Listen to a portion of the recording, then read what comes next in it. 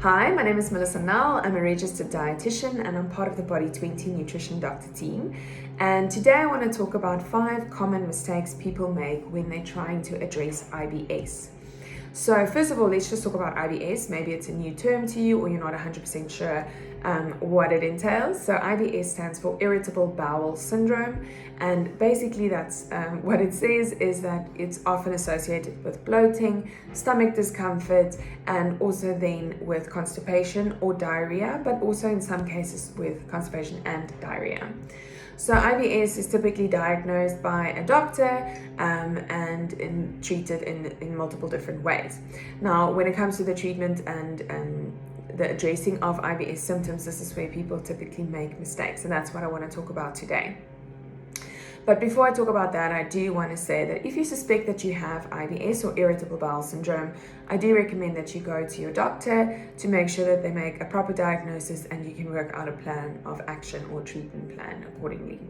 So the very first mistake people often make when it comes to addressing their IBS is that they eliminate a bunch of foods that they've maybe think that might be causing the symptoms, or they've read on the internet that might be causing symptoms, and they eliminate all these foods and they don't really have a plan of action on how to reintroduce these foods. So when it comes to IBS, it's definitely something that can be considered, is eliminating certain types of foods. But the thing is that we do need to reintroduce these foods to see where the trigger foods are coming from. So just eliminating foods left, right, and center and not thinking about how are you going to reintroduce them is not the best idea. So for this, I recommend that if you are suspecting IBS, keep a food and symptom diary, meaning that you write down on your phone or in a notebook or whatever you want, and write down exactly what you eat, the amounts, be as specific as possible, the time of day, as well as your symptoms that you experience. And like I said, be as specific as possible. For example, say for breakfast, I had a cup of oats with a half a cup of full cream milk and 5 blueberries and a tablespoon of peanut butter. I had it at 8 o'clock in the morning. I didn't have anything before. I didn't drink water. I didn't take any medication or supplements or anything. And then at 10:14, I felt a bit of bloating, or I felt just didn't feel well, or nauseous, or anything like that, or flatulence, or whatever you might be feeling, and you write that down and you keep a food and symptom diary for a while to see if you can identify certain foods that might be popping up regularly, and then eliminating those foods maybe for a period of time, but having the plan of reintroducing them after a period of time to make sure that you are really not eliminating foods unnecessarily.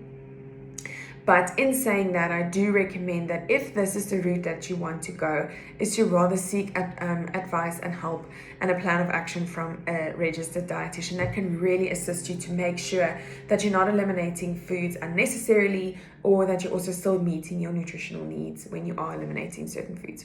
So that's the very first mistake. The second mistake some people make is that they maybe self-diagnose or Google diagnose themselves with IBS, so they don't necessarily go to a doctor, and they think that they have IBS, and they don't rule out any other issues or any other diseases that they might be when it comes to IBS. So irritable bowel syndrome, as I've mentioned, might sometimes be a little bit more difficult to diagnose, and we definitely need to rule out other gut-related illnesses, like for example inflammatory bowel disease, like Crohn's disease, or diverticulitis, or celiac disease, or even colon cancer. So there's a lot of other quite serious medical conditions we definitely want to rule out before we just assume that you have IBS.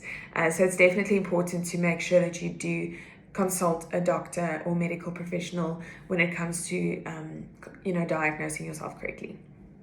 The third mistake is that people often rely on food intolerance tests when it comes to addressing their IBS symptoms. So food intolerance tests are quite new on the market. They are being marketed really well in certain cases, and unfortunately the research is very contradictory in terms of the food intolerance tests, because of the fact that the food intolerance tests test IgG.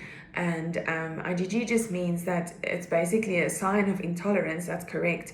But if you've been eating bananas a lot recently and you do an intolerance test and it tests IgG for bananas, it might actually show up positive because of the fact that you've been eating a lot of bananas in the past week or so.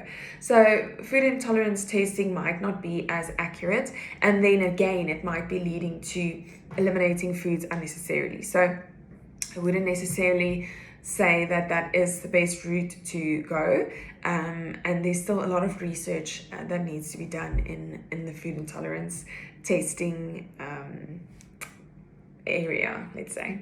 The fourth mistake is that people think that if they just eat healthier, they will then be able to address their IBS symptoms or feel better. And yes, there is definitely an overlap between healthy habits and healthy eating and IBS, but unfortunately there might in certain cases be some of the healthier foods like we know them that might be trigger foods for some people, and it's really different for person to person. So it is definitely, of course, always a positive to try and eat healthier, but thinking that if I only eat healthier, then I will be able to address my IBS symptoms might not be accurate, and you might be disappointed at the end of the day. So that's, again, referring back to that food and symptom diary, where that might be a lot more helpful for you.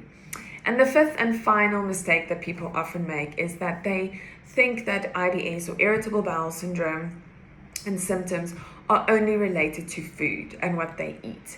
And that's definitely not the case. IBS is a very interesting but also a very intricate disease, and we see that there's so many other factors that play a role, like for example your stress levels in your day-to-day. Stress is directly related to IBS. If you are typically experiencing a stressful event or a stressful time in your life, you might be seeing that your IBS symptoms flare up.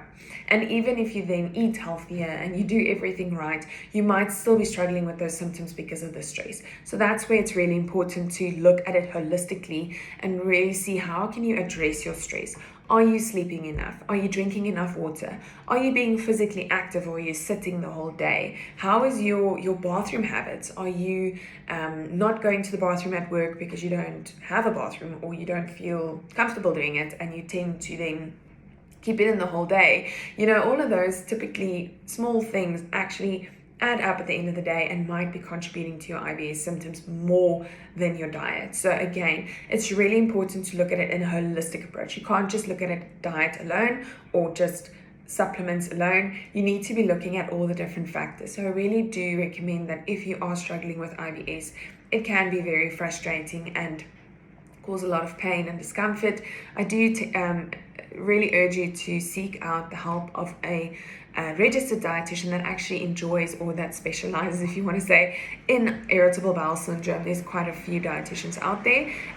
If you find them on Google, or if you need additional help or need a referral from our side, let us know and we'll be happy to help you.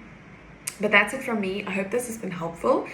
We also have an IBS fact sheet on the website, so you're welcome to download that if you do maybe want to read up a little bit more on that. But I hope this has been helpful, and I'll see you in the next one.